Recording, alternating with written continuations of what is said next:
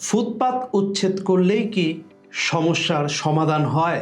আমরা সবাই চাই রাস্তা ফাঁকা থাকুক, যানজট কমুক, কিন্তু বাস্তবতা হলো এই ফুটপাতেই হাজারো মানুষের জীবিকা জড়িয়ে আছে।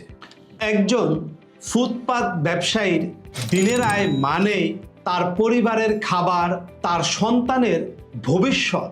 উন্নত বিশ্বের অনেক দেশে যেমন ব্যাংকক, কুয়ালালামপুর দিনের বেলা রাস্তা এবং মার্কেট স্বাভাবিকভাবে চলে, আর রাতের বেলায় নির্দিষ্ট সময় এবং নিয়ম মেনে ফুটপাতে ব্যবসা করার সুযোগ দেওয়া হয়। আমরাও কি এমন একটা পরিকল্পনা করতে পারি না?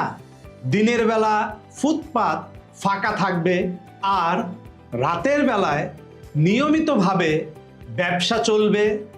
এতে করে চলাচল সহজ হবে, গরিব মানুষের রিজিকও বন্ধ হবে না। উন্নয়ন মানে শুধু উচ্ছেদ নয়, উন্নয়ন মানে সবার জন্য সমাধান। আমরা যদি সিস্টেম দিয়ে কাজ করি তাহলে রাস্তা আর জীবিকা দুটোই বাঁচানো সম্ভব। আপনারা কি মনে করেন, এভাবে পরিকল্পনা করে কাজ করা সম্ভব? আপনাদের মতামত কমেন্টে জানান।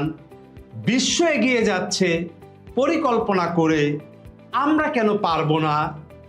সকলেই আমার জন্য দোয়া করবেন। আসসালামু আলাইকুম ওয়া রাহমাতুল্লাহি ওয়া বারাকাতুহু।